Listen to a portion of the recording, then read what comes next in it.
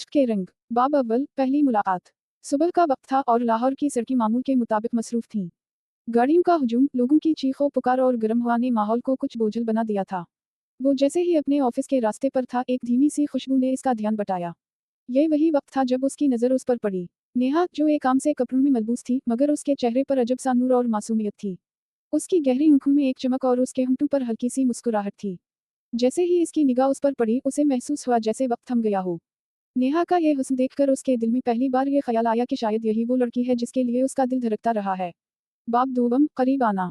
कुछ दिनों बाद ऑफिस के काम के सिलसिले में दोनों का बार बार सामना होने लगा। एक रोज इत्तेफाक से नेहा को किसी मुश्किल का सामना करना पड़ा और उसे उससे मदद की जरूरत महसूस हुई। ये वो मौका था जब उसने पहली बार उसे मदद की पेशकश की।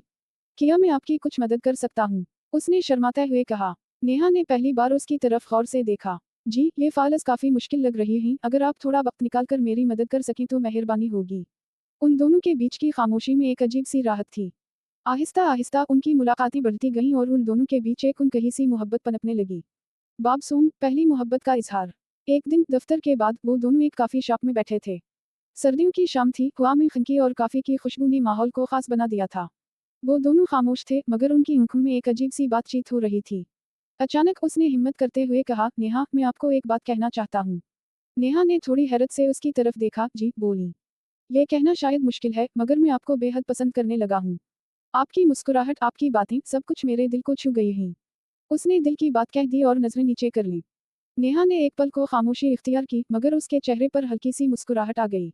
शायद मुझे भी आपके लिए कुछ ऐसा ही महसूस होता है। बाब चहारम, मोहब्बत का सफर। मोहब्बत का आगाज हो गया और इन दोनों ने एक साथ वक्त गुजारना शुरू किया।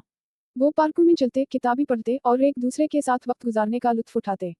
दोनों के दिल में मोहब्बत की आग धीरे धीरे बढ़ती गई। जिंदगी के मुश्किल लम्हात में भी दोनों ने एक दूसरे का साथ निभाया। जब नेहा को जिंदगी की किसी आजमाइश से गुजरना पड़ा तो उसने हमेशा उसका हाथ थामा। बाब पंजुम, मुश्किलें और फैसला। मोहब्बत की राहों में मुश्किलात तो हमेशा आती हैं। नेहा के वालिदैन को जब उनके ताल्लुक के बारे में पता चला तो वो परेशान हो गए। नेहा के वालिद चाहते थे कि उसका रिश्ता किसी और जगह हो जाए। इस बात पर नेहा और उसके वालिदैन के दरमियान काफी तल्खी पैदा हुई। दूसरी तरफ उसके अपने घर वालों को भी इस रिश्ते से कुछ एतराजात थे। मगर उसने नेहा का साथ न छोड़ने का फैसला किया। उसने अपने वालिदैन से भी बात की और उनको नेहा की मोहब्बत और खुलूस का यकीन दिलाने की कोशिश की। बाब शशम, कामयाबी का लम्हा। कई माह की कोशिशों के बाद नेहा के वालिदैन भी इस रिश्ते को कबूल करने पर आमादा हो गए। और एक दिन आया जब इन दोनों का निकाह हुआ और उनकी मोहब्बत को हमेशा के लिए एक खूबसूरत नाम मिल गया।